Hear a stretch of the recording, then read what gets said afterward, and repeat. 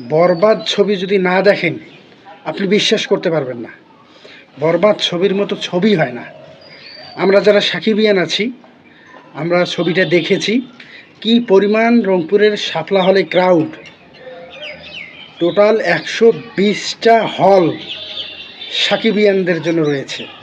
এর মধ্যে আমি রংপুরে থাকি, রংপুর থেকে দেখেছি কি পরিমাণ টিকিট ক্রয় হয়েছে, কি পরিমাণ টিকিট বিক্রি হয়েছে। আর এত সুন্দর মেকিং করেছে ছবিটা, ভায়োলেন্স, তারপরে হচ্ছে মানে কি বলবো, বলার ভাষা নেই, বলার ভাষা হারিয়ে গিয়েছে। কি বলবো, আপনারা যারা সাকিবিয়ান তারা অবশ্যই আমার কমেন্ট বক্সে কমেন্ট করবেন কারা কারা এই সিনেমাটি উপভোগ করেছেন। বলার বহিঃপ্রকাশ থাকে না। শাকিব খান বস আমাদের জন্য কি উপহার দিয়েছে এই ঈদে। দিন শেষে আমাদের ঈদের দিনে মনটাকে ভালো রাখার জন্য আমরা কিন্তু সিনেমা হলে যাই সিনেমা দেখার জন্য, কিন্তু এত সুন্দর সুন্দর সিনেমা তৈরি করেছে। ওখানে মারছে, ওখানে কাটছে, যাকে ভালোবাসে তাকে পাওয়ার জন্য মানে কি বলবো, মানে বলার ভাষায় হারিয়ে গিয়েছে। এত সুন্দর একটা ফিল্ম মেকিং করেছে।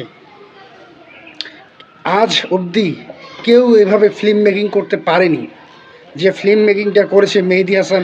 একবারেই বলতে পারেন আমরা যারা এসকে ফিল্মস মানে সাকিবিয়ান পাগল তাদের জন্য এই ছবিটি আমাদের শাকিব খান বা বস আমাদের ভাই আমাদেরকে এই ঈদে উপহার দিয়েছে দেখবার জন্য।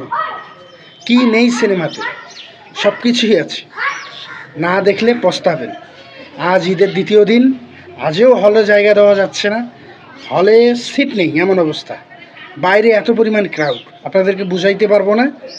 ভিডিওটি বাইরে এসে করলাম।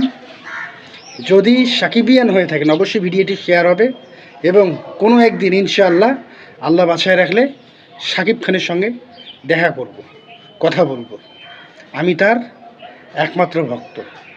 মনে করবেন যে পৃথিবীতে যদি কোনো শাকিব খানের ভক্ত থাকতো তাহলে আমি, আর যখন মনে করবেন যে কোনো ভক্ত নেই তার মানে বুঝবেন আমি মারা গেছি বা মরে গেছি।